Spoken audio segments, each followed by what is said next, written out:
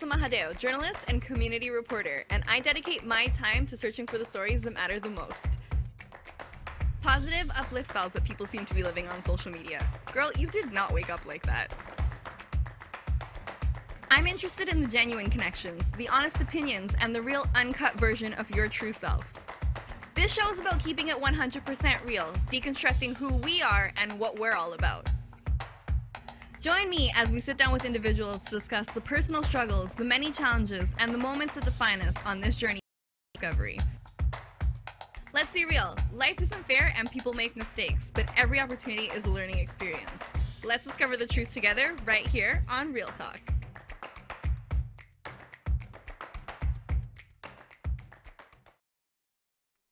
Hello everyone, and welcome to another edition of Real Talk. I'm your host, Alyssa Mahadeo. Every Friday I'm here from 1 to 2 p.m., keeping it real on TCN TV network.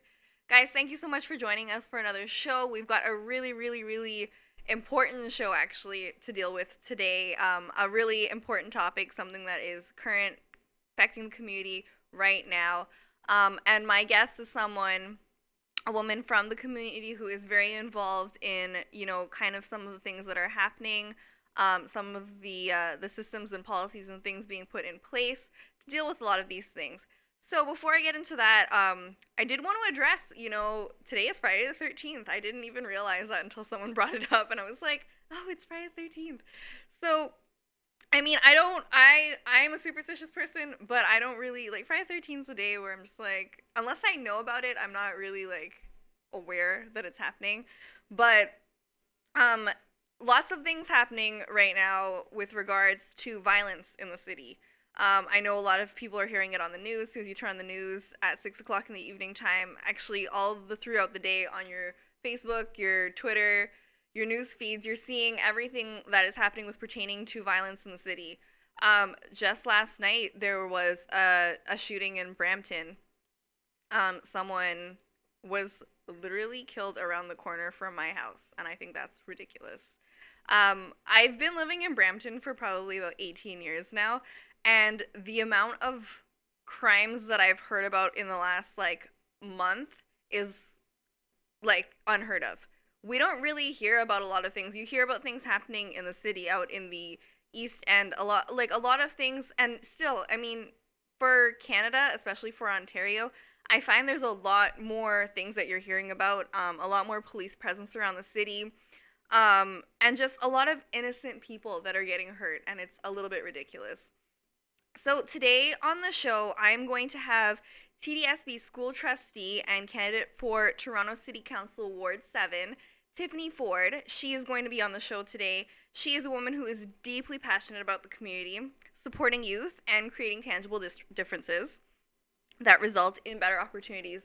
So Tiffany is going to be here on the show, and today we're going to be discussing things from student matters, things that they're dealing with, suspensions, expulsions, and most importantly, gun violence. So make sure you guys tune in. We're going to take a quick break, and when we come back, we're going to talk to Tiffany. Make sure that you use the hashtag RealTalkTCN if you have any questions, or give us a call at 647-931-4701 if you want to call in and voice your opinion, guys. So we'll be right back.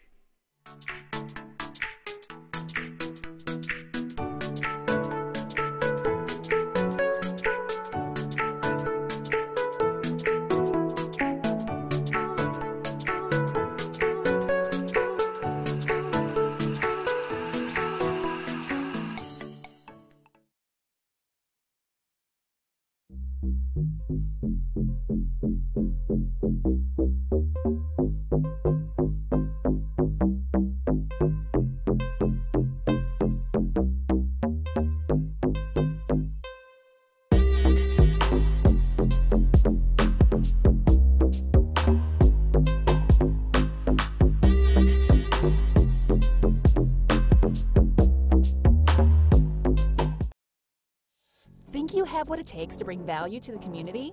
The TCN TV network is expanding and now accepting TV show proposals. Here's an opportunity to build celebrity status and become part of an elite group of community advocates that are focused on building, strengthening, and empowering our community in a positive way. Are you interested in embarking on a new adventure? TCN TV is searching for people interested in opportunities to change the conversation and pave an unforgettable legacy. If you feel you have something of value to offer, send a written show proposal to shows@mytcntv.com. Are you retiring smart? Make your home's equity work for you. With your home's equity and our 30 years of experience, the Retire Smart Properties team can help you achieve the quality of life you've always wanted. Our services are 360 degrees. We'll give you advice, take care of staging and selling, and help you find the perfect home and community to transition to. It's time to enjoy the retirement lifestyle you deserve. Visit our website today to learn how you can use your home to retire comfortably. The Retire Smart Properties team, powered by RE/MAX West.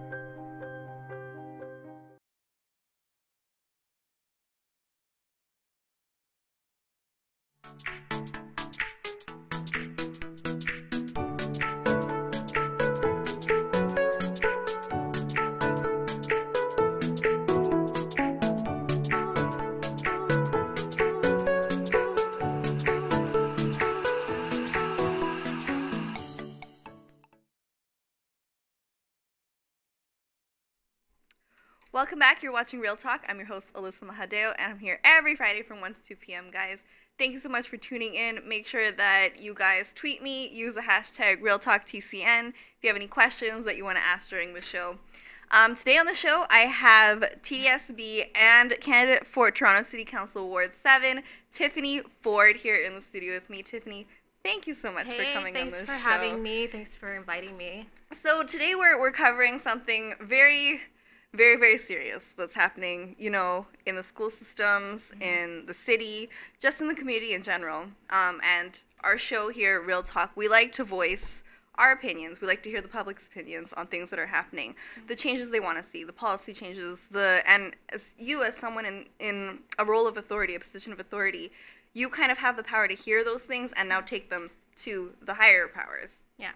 So Tiffany, tell us a little bit about yourself and why Ward 7 is so important to you. Well, Ward 7 is my home. It's where I was born and raised and still reside. So for me, I feel like I'm a bit of an expert, pretty much living and working there. Yeah. I get to represent the community as a trustee as well. So it's an amazing, surreal experience to be able to be born, raised, and be in a position where I'm actually able to make some changes within the school system and the schools that I actually attended. And then now to be able, now putting my hat in and wanting to make changes within my community that I feel are very necessary, and hopefully that will happen October 22nd. I'm super excited. I just feel like this is just something I was really destined to do, and I'm so 100% confident and ready to go and just make these changes. So, Tiffany, you've been a school board trustee from 2014, I believe, till currently. Yes, I'm still a trustee. And you've done a whole bunch of things during your time working with the board. Tell us a little bit about your work with the youth in the community. So, well, there's so many things that we've done. So, for instance, I've created this advisory council where the 3 high schools that I get to serve, which is Emory, Westview, and C.W. Jeffries. So I have students that come to our headquarters and sit in our boardroom, and they tell me exactly what they want, what they need, what changes they want to see, and they not only tell me, but they have our like executive director there, all these superintendents, and the director of education, and so they actually have an opportunity to tell them what they want.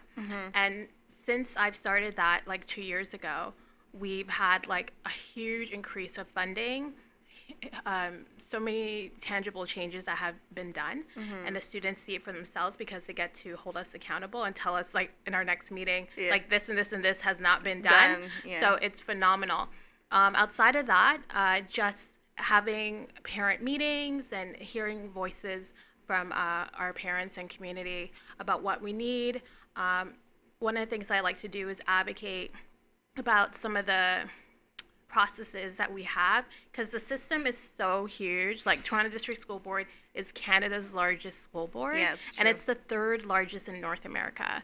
So that's insane. And so I know it's really hard for many people to understand, some of the ins and outs of what, how to maneuver the system, but I try my best to explain it. And so that's something that I was trying to do, is be very transparent about this system and how it runs, and just be available for not just my constituents, but for everyone across Ontario. Like, even the other school boards that have parents, like, contacting me about some of the things, and it's important for me to be able to help with that. And I know some of the youth that you work with are in marginalized communities.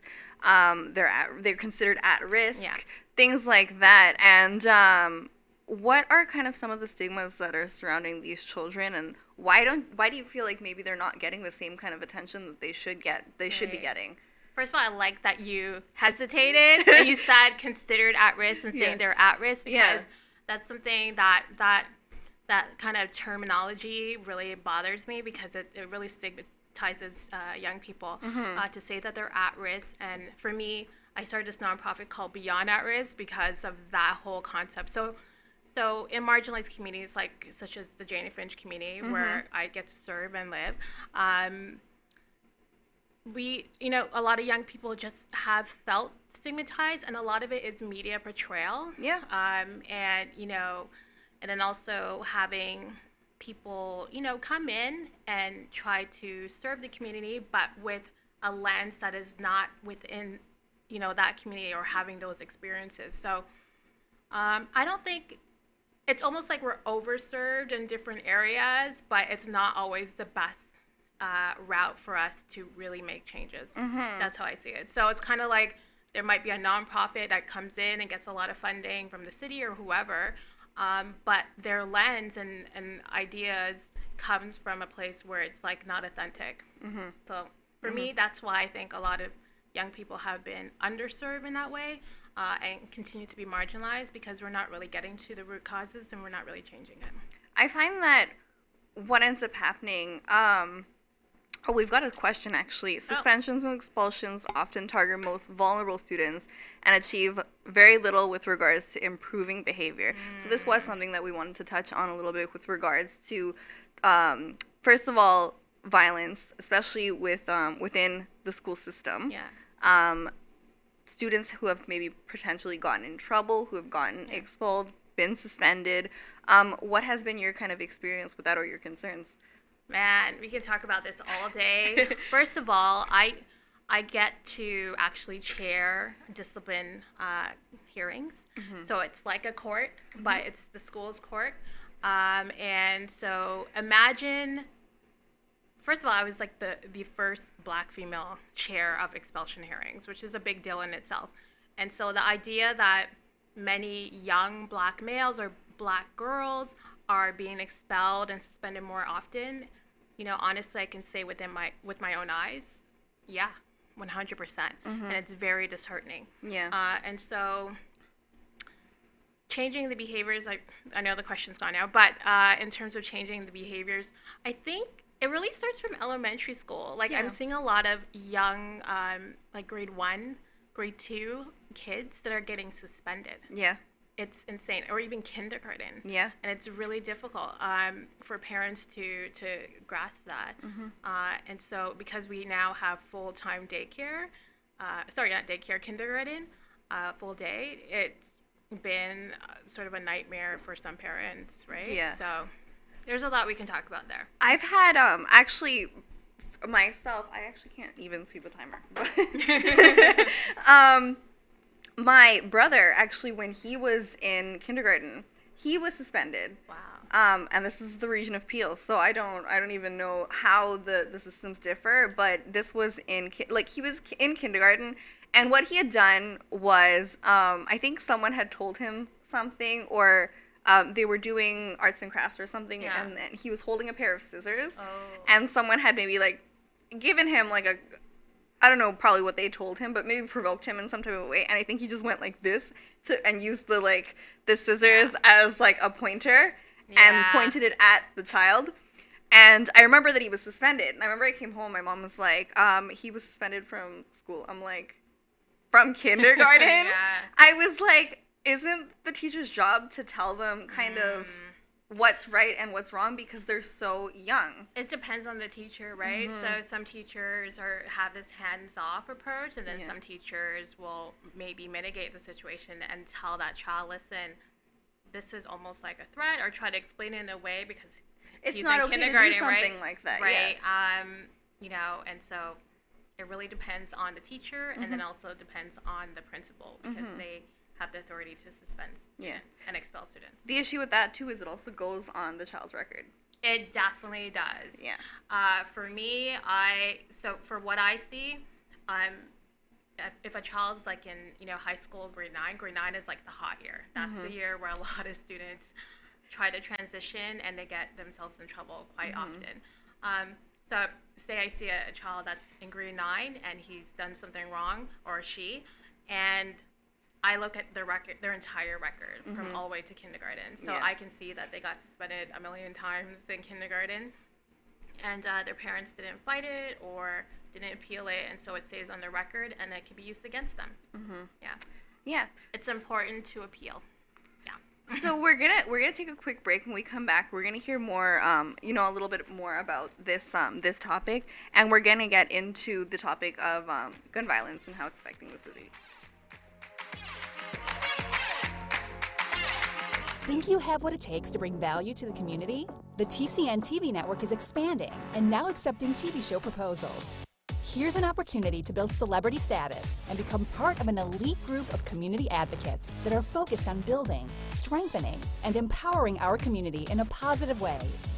Are you interested in embarking on a new adventure? TCN TV is searching for people interested in opportunities to change the conversation and pave an unforgettable legacy. If you feel you have something of value to offer, send a written show proposal to shows@mytcntv.com.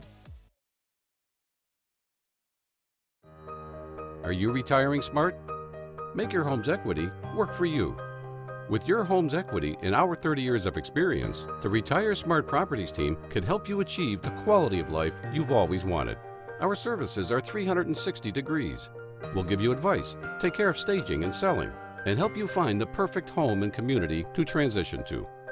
It's time to enjoy the retirement lifestyle you deserve.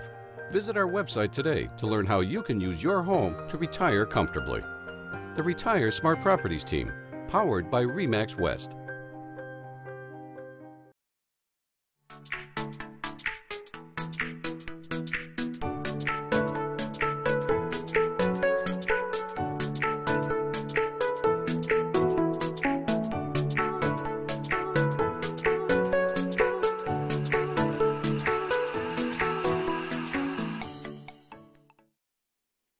Welcome back. You're watching Real Talk. I'm your host, Alyssa Mahadeo, and we are talking about student matters today on Real Talk. We're talking about gun violence in the city. We're talking about gun violence in the school system and things like that. And my guest today is Tiffany Ford.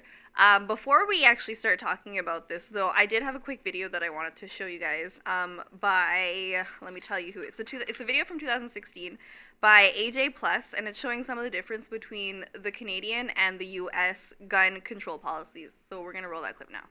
When it comes to guns, how do the US and Canada differ? Let's start with gun homicides. In Canada, guns killed 131 people in 2013. In the US, guns killed over 11,000 people in the same year. That's a rate 9 times higher than our neighbors to the north. And it's not like Canucks don't own guns. Canada ranks 13th in the world for rate of gun owners. The US ranks number 1. One thing Canada doesn't have, a powerful gun lobby like the NRA, which, in 2014, spent over $32 million on political spending. Then there's the gun laws. The ones up north are stricter and more complicated than in the US. In Canada, every single gun owner must be licensed. In the US, there is no federal license for gun owners. In Canada, you must register your semi-automatics and handguns with a government. In the US, there are more states that prohibit all gun registration than states that have a form of gun registration. In Canada, you can only carry a gun in public if it's for your occupation or, in limited cases, if you need it to protect your life. In the US, you can legally carry a concealed gun in every state and openly in most others, and in some places, you can do this without a permit. In Canada, background checks are done through a centralized database that has criminal information from each province. In the US, the FBI database is spotty, sometimes missing local criminal and mental health information. So, should Americans adopt the Canadian approach to guns?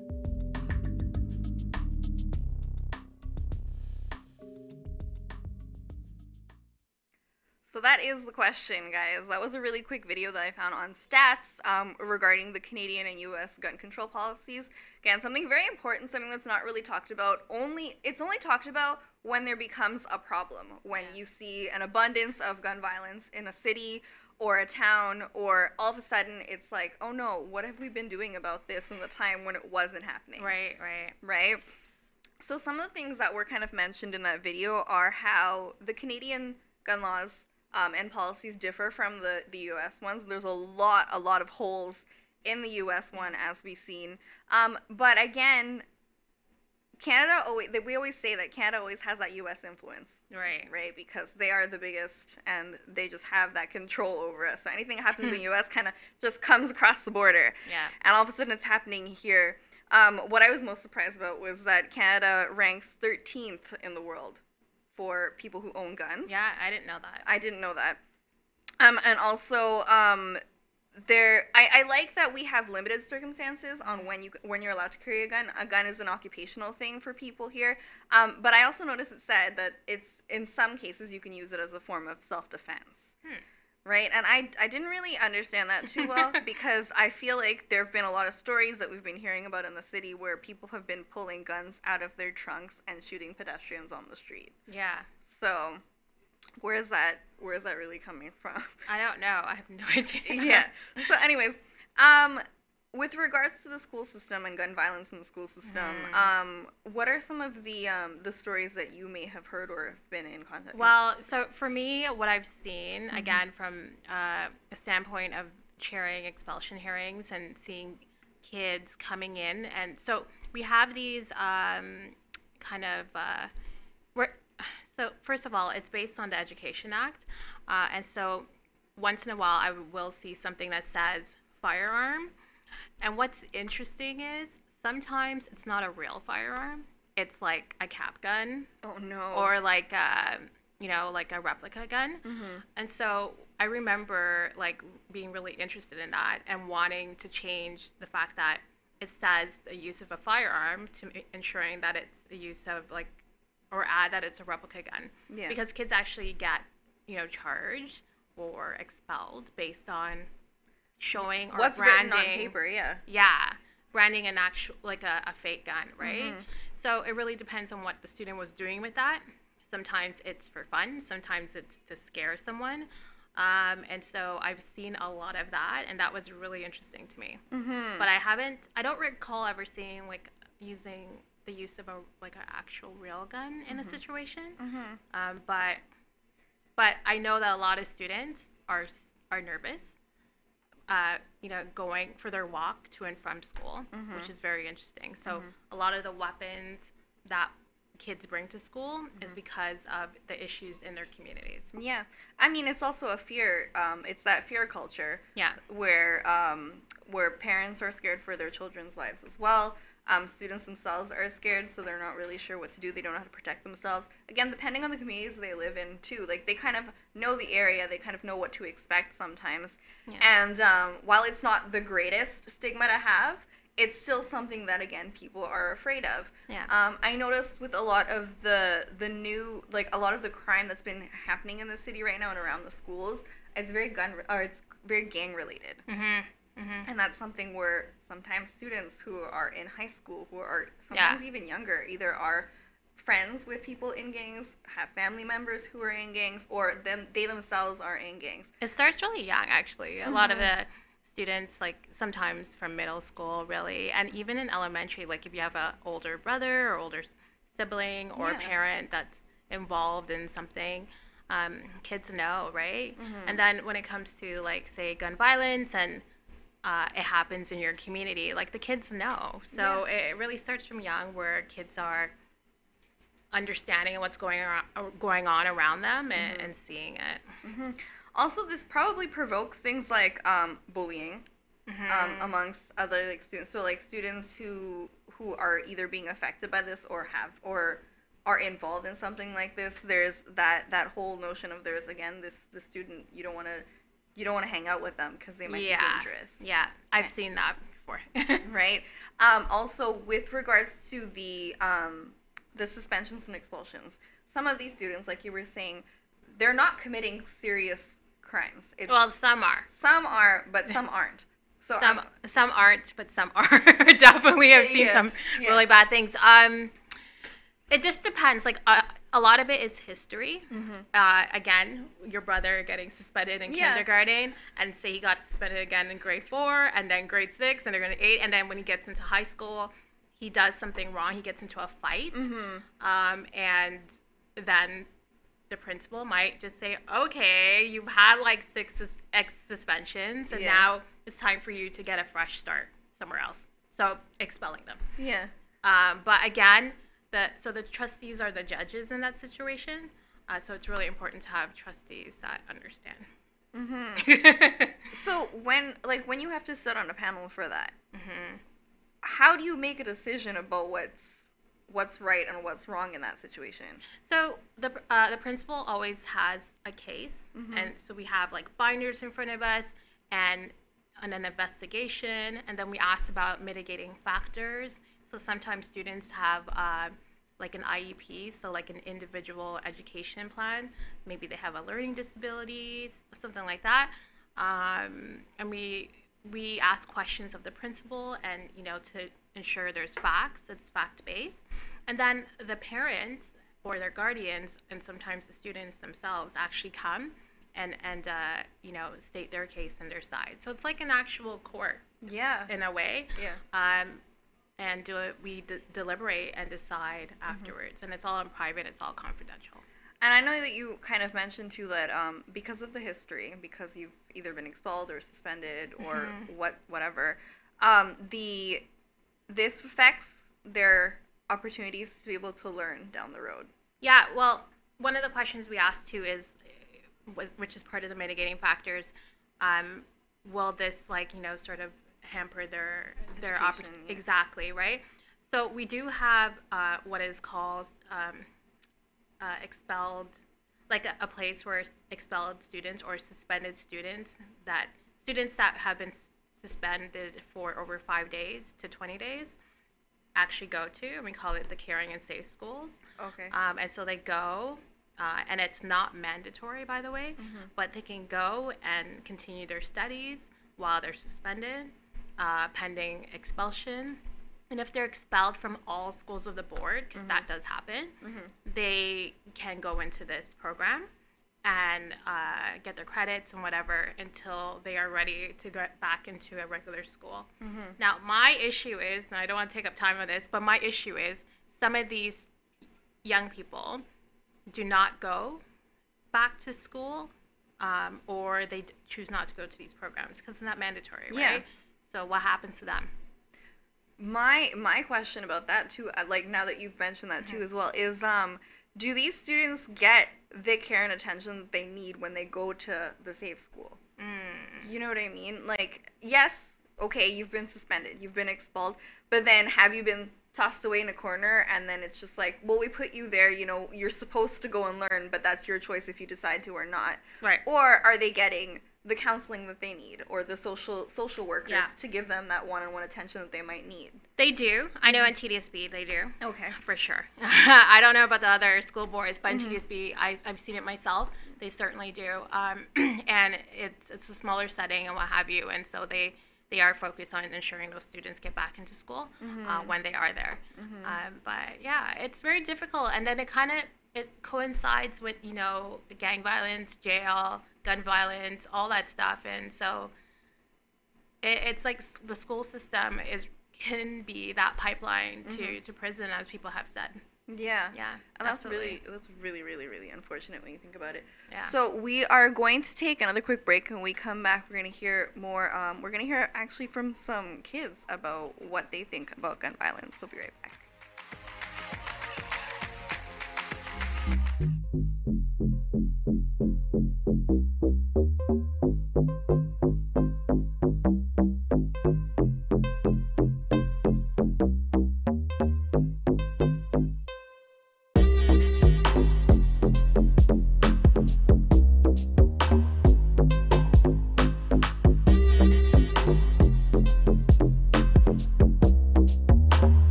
Have what it takes to bring value to the community?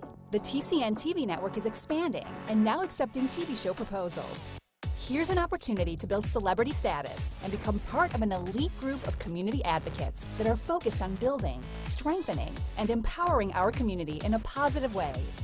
Are you interested in embarking on a new adventure? TCN TV is searching for people interested in opportunities to change the conversation and pave an unforgettable legacy. If you feel you have something of value to offer, send a written show proposal to shows@mytcntv.com. Welcome back. You're watching Real Talk. Thank you guys for joining us every Friday from 1 to 2 p.m. Today on the show, I have Tiffany Ford. Tiffany Ford is here, and she's talking a little bit about things that happen in the Toronto District School Board system, as well as her candidacy for City Council and Ward 7. And Tiffany, again, huge advocate for the community, for youth, for making a difference and making change. Thank you. So today on the show, we're talking about topics like gun violence, violence in the city, violence as it affects youth, especially. Again, something that no parent really wants to hear about or to talk about or to have to worry about. When you send your kids to school, you're sending them to get an education, to become something, to learn, to make something of themselves down the road. And when you hear about, again, the violence, when you hear about the shootings that happen in the States with regards to just some random person walking into school and killing innocent students, it's scary to be a parent and to have kids send your kids into this environment that's completely unknown. Yeah. We have a short video interview that was done by ABC's Chris Cuomo. I want to say his name right. So ABC's Chris, and it just happened right after the tragedy at Sandy Hook. So he did a short interview with children in grades 4 and 5 to talk about their ideas on violence. So we're gonna pull that on. Just listen to some of the comments that these kids make. The real monsters in the world are just regular people. 4th and 5th graders take on the tough questions that grip our nation. Why would he do that? When did he get the urge to do it? Why does it help you to know why he did it? If it's happened, something made him do it, then you can stop that from happening to another person, making them do it again. And listen to what they say about guns. Are guns bad? Not always. Not exactly. No. Guns can be good or bad depending who's using them. Is the answer no guns? Not exactly. No. Let's say I go in there today and say, I need a gun, man, sell me the gun. Should I be able to get it right then? No. You should limit the amount of bullets that can be in a gun. What do you think is a bigger deal with why this happened? That the gun or the culture of violence? The culture. It's hard to change culture, isn't it? But as for violent movies, video games, and music, they say the problem is the user. Who plays video games?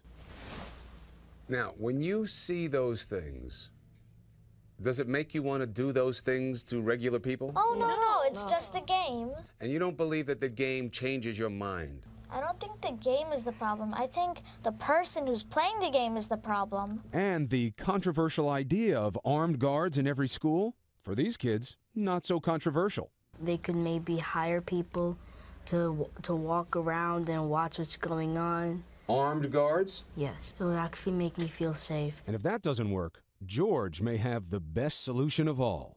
A time machine. Time machine. You'd go back in time and try to stop what would happen. And then you would have like a shield, a very strong one, of a holographic one that could deflect bullets. These kids' minds were filled with fantastic ideas, but also a solemn prayer. This should never have happened, and that all life is irreplaceable. Chris Cuomo, ABC News, Queens, New York. So I really, really liked this interview when I saw it. I saw it this morning. And that kid with the time machine, that was my favorite comment in the whole video. But just listening to some of the things that these kids said in that video was really you understand that these kids know a lot more than you think they might. They're very aware of the things that happen around them. Also, they have the influence of the media and their families as well. But the things that they say in regards to violence surrounding guns. Yeah. I know he asked them a question about whether or not they're influenced by the music that they listen to, the videos, the movies that they watch, or even like the video games that they play. And their comments on that was like, no, we understand that that's a movie, or we understand that's a video game, or it's a song, and it's about the people that are listening to them and their kind of mental state. They don't really say that, but that's kind of what it's about. Yeah. And with regards to, we're hearing more and more about mental health and how it impacts criminal activity more and more now. And I know that I think in Canada they keep records of criminals and their mental conditions. I think so, but in the States they don't. So this is just silly. Like, why would you not? Especially something so prominent in society right now. And with these kids, they said, he asked, are guns bad? And their answer honestly surprised me, because I would, as a kid, I'd be like, yeah, guns are bad. It might be an American thing, to be honest. Like, I think they're just so entrenched with the whole, no, we're allowed to have guns, it's okay. It's part of their culture. I think so, For us, I don't think it's really part of our culture like that. Yeah, I think growing up in Toronto, you're just saying, like, I don't think I've ever seen, I'm trying to remember a time where I've ever seen a gun up close. You know what I mean? It'll probably be like when I have. Yeah. I've never seen a gun up close, and I'm like, that'll probably speak to how sheltered I've been in my life. A couple of times. I don't know if that's a good. It's probably not a good thing for me to have seen guns a couple of times, but I have. Yeah, they're very scary. They are very scary. And hearing I know of gunshots, definitely. I can actually. I know what the difference is between a gunshot and a car a car or fireworks. I know the difference. It's not good, and I know what type of gun as well. I've heard so many gunshots in my life. It's insane. Oh no. It's not a good thing. No. But it's not just me though. There's so many young people and so many kids that have the same experience. I've ducked from gunshots before. I have. I remember one time. It's very scary. So I was at a recreation center, and it was our program, it was a girls' program, and upstairs there's a basketball court, and a gym, and it's York Gate, and so basically I was right beside the door. It's a big metal door. And someone from outside was shooting the door. And so literally I had to duck, and we went behind this we pulled down the table, and it was bad, but I was probably 13 or 12. 13 or 12. Yeah. That's terrifying. I don't even want to say it's because I grew up in Peel. It's just I've never experienced anything like that in my schools. I've experienced after we started to hear a lot more of the things that were happening in other schools. Then I think they started to implement the lockdown system. I know the lockdown system happened while I was still in elementary school. Well, I'm much older, so I don't remember any lockdown systems. No, that's the thing. We had they started to implement lockdown systems, and they would do more drills on things. I remember a couple of times that there would be things happening in the surrounding areas. And they would, because our school was closed, they didn't want whatever threat was happening over there to come over to our school. But yeah, I mean, and those are only things that have been implemented now. And I think they even mentioned in the video about the idea of secured, like armed guards. Yeah. Having armed guards in the schools now. Well, we just took out police officers from our schools at TDSB, at least. The reasons why there's reasons why we've done that, because first of all, it was implemented after, God rest his soul, Jordan Manners passed away in one of my schools, which is C.W. Jeffries, and there wasn't really consultation from parents, and even trustees were against it at that time, and this is like 10 years ago. And so police presence would be actually in only those marginalized schools, right? So only it wouldn't be in every school. No, it wouldn't be in every school. And if it was in schools, for some schools, they would have one police officer per like 5 schools or something like that. But in my schools, they have one police officer there all the time, right? And that's not cool. No. And so for a lot of students who are new immigrants coming from situations where police authority or authorities are killing you and stuff like that, or we have this don't ask, don't tell policy, right?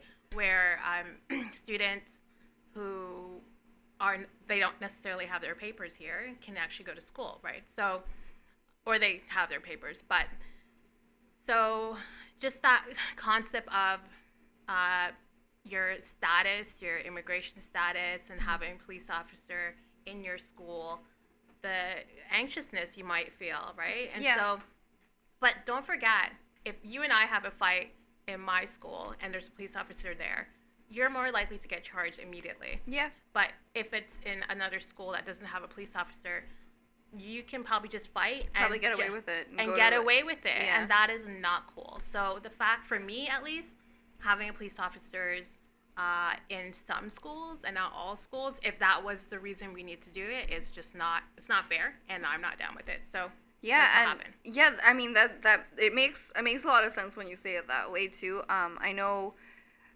this seems like such a out there idea. I don't know how out there it would be, but I know that they're working on helping teachers get the training that they need to deal with circumstances in which there might be a threat, like how to handle the students, because again, the student safety is the most important thing. And I was even like concerned, what about this whole idea about undercover people in the school, like that you don't know that they're there, but if something were to happen, I'm not touching that, girl. Yeah, I know you won't touch that, but like these are things that I think about in my own mind. So this is something that, again, I don't know if that would be something that would be able to work. I don't know if it's something that people would be okay with. I know that parents, I feel like parents need to have an opinion, though. I feel like having the council with the parents, the student teacher councils, allowing them to be able to have that open discussion and forum with students, with with teachers and with trustees, will again help the students in the long run. Yeah, no, I agree. So is this our last segment? We have one more. Okay, so this is what happens, guys, every time. Every time. We are going to take a quick break. When we come back, we're going to wrap things up with Tiffany here in studio, guys. So we'll be right back. Are you retiring smart? Make your home's equity work for you. With your home's equity in our 30 years of experience, the Retire Smart Properties team can help you achieve the quality of life you've always wanted. Our services are 360 degrees. We'll give you advice, take care of staging and selling, and help you find the perfect home and community to transition to. It's time to enjoy the retirement lifestyle you deserve. Visit our website today to learn how you can use your home to retire comfortably. The Retire Smart Properties team, powered by RE/MAX West.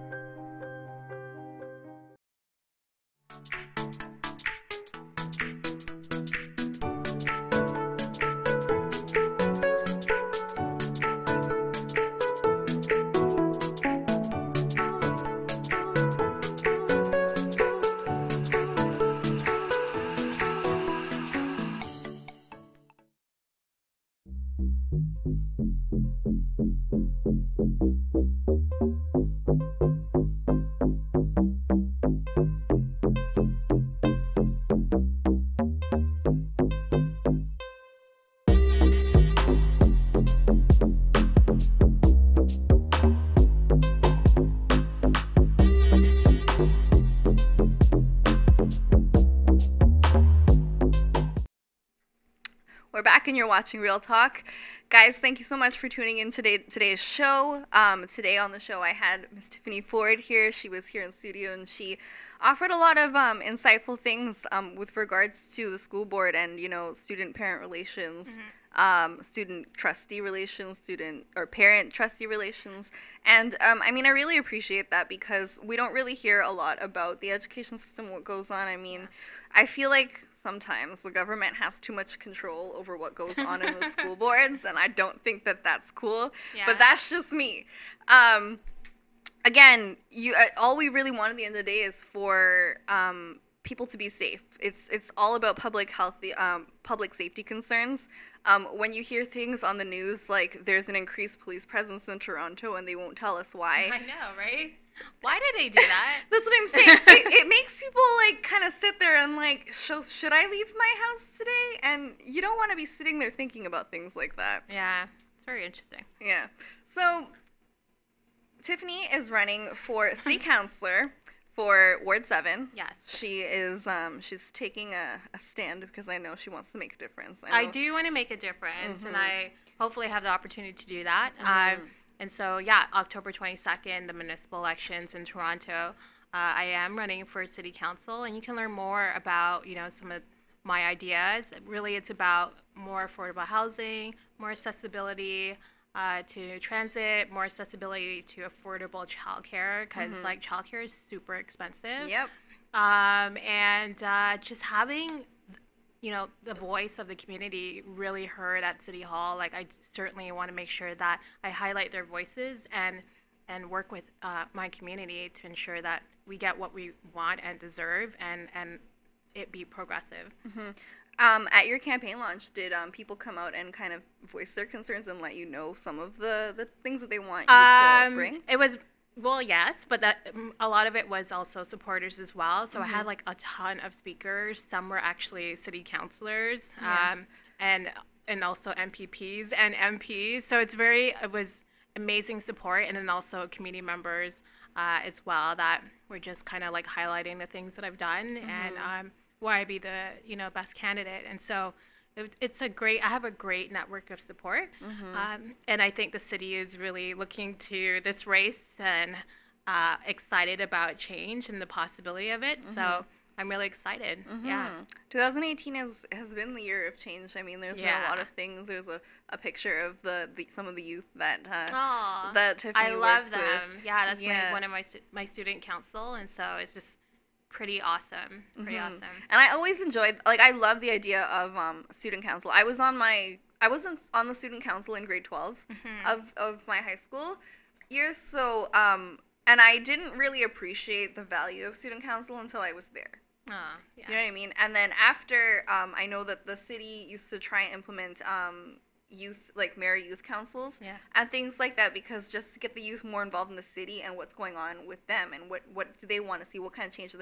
I feel like it's really, really important that we're listening to the young people of this generation because they're really, really smart. Like, they know. They're way smarter than all of us. They are so much smarter than any of us. I find these, like, you sit down, you have these conversations with them, and they ask you questions or they bring ideas that you're like, I would never have thought of that. Yeah. And it's their education. Like, they have to be able to voice what they want. Like, we can't have, like, older people always making decisions for them that are totally out of touch. I just find that we just shouldn't have any of the look older at the people. Babies. Like, these kids were amazing because they were showing me, they were just doing films, right? Yeah. So, like, they did a film, like a total commercial with me.